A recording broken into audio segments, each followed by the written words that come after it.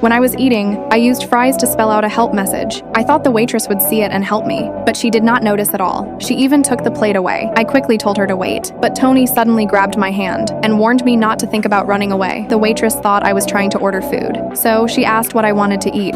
Spaghetti, omelette, and sorbet, please. But when the waitress saw what I ordered, she shook her head and said they did not have those dishes here. I thought my plan had failed again. But then the waitress looked at the menu carefully. That was when she realized I was asking her for help. So she cleverly told me the kitchen could make those dishes for me. Then, while clearing the plates, she purposely spilled water on Tony. Tony warned me to stay here and not move. He said he was going to the bathroom to clean up. As soon as he left, the waitress immediately asked what was going on. I cried and said Tony was controlling me, but I did not know what to do. The waitress quickly pulled out her car keys. She told me to hide in her car first. She said she would figure out the rest. Then she went to find the restaurant manager and told her about my situation. But right then, Tony came out. The waitress quickly told the manager this was the man controlling me. I thought the manager would help me. But when Tony asked where I had gone, the manager told him I was hiding in her car. He ran out immediately. The waitress could not understand why the manager did that. The manager explained that Tony was a well-known rich man. Their restaurant relied on people like him to stay in business.